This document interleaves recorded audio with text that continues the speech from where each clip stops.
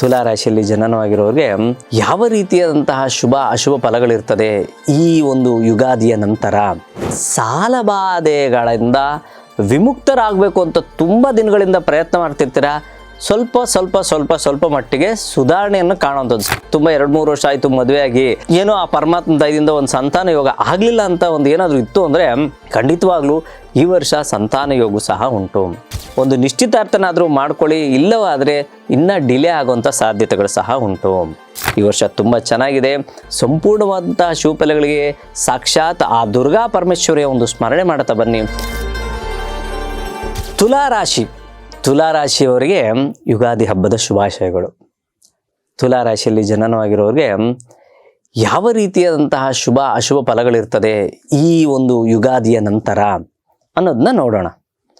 ಮೊಟ್ಟ ಮೊದಲನೇದಾಗಿ ಭಾಗ್ಯಭಾವದಲ್ಲಿ ಗುರುವಿನ ಸಂಚಾರ ಮಾಡಬೇಕಾದ್ರೆ ಭಾಗ್ಯೋದಯವಾಗುತ್ತೆ ಅಂತ ಹೇಳ್ತೀವಿ.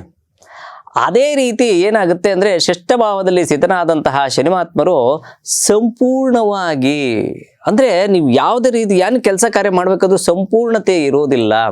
ಏನೋ ಮನೆ ಕಟ್ಟಬೇಕು ಅಥವಾ ಸೈಟ್ ತೊಗೋಬೇಕು ಅಂದ್ಕೊಂಡಿರ್ತೀರಾ, ತುಂಬ ಸಮಸ್ಯೆಗಳಿಂದ ತಗೊಳ್ಕೊಳ್ಳುವಂಥ ಸಾಧ್ಯತೆಗಳು ಹೆಚ್ಚಾಗಿರ್ತದೆ. ಮನೆ ಖಾಲಿ ಮಾಡಬೇಕು ಅಂದ್ಕೊಂಡಿರ್ತೀರಾ, ಖಂಡಿತ ಖಾಲಿ ಮಾಡೋದು ಭಾಳ ಸಮಸ್ಯೆ ಆಗ್ತಾ ಇರ್ತದೆ.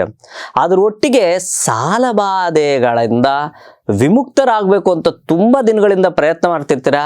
ಸ್ವಲ್ಪ ಮಟ್ಟಿಗೆ ಸುಧಾರಣೆಯನ್ನು ಕಾಣುವಂಥದ್ದು. ಸಂಪೂರ್ಣ ಚೆನ್ನಾಗಿರ್ತದೆ ಅಂತ ಹೇಳೋಕ್ಕಾಗಲ್ಲ, ಸ್ವಲ್ಪ ಮಟ್ಟಿಗೆ ಸುಧಾರಣೆಯನ್ನು ಕಾಣುವಂಥ ಸಾಧ್ಯತೆ ಇರ್ತದೆ. ಸಾಲ ಮುಕ್ತರಾಗುವಂಥ ಸಾಧ್ಯತೆಗಳು ಸಹ ಈ ವರ್ಷ ಉಂಟು.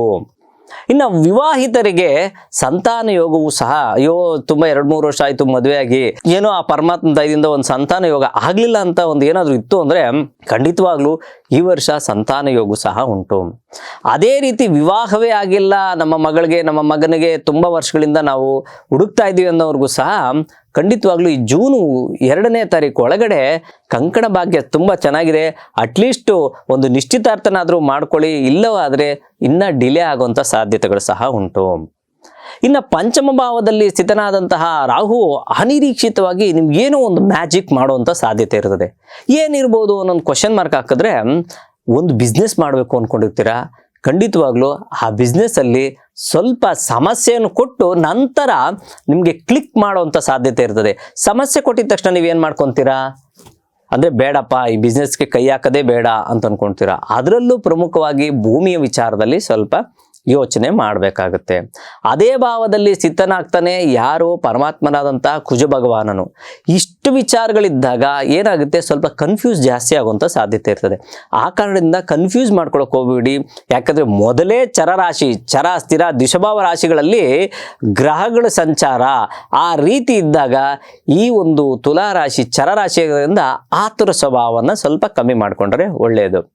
ಇನ್ನು ಮಿಕ್ಕೆಲ್ಲ ವಿಚಾರಗಳಲ್ಲಿ ಸಂಪೂರ್ಣ ಶುಭಫಲಗಳನ್ನು ತುಲಾ ರಾಶಿಯವರು ಕಾಣ್ತೀರಾ.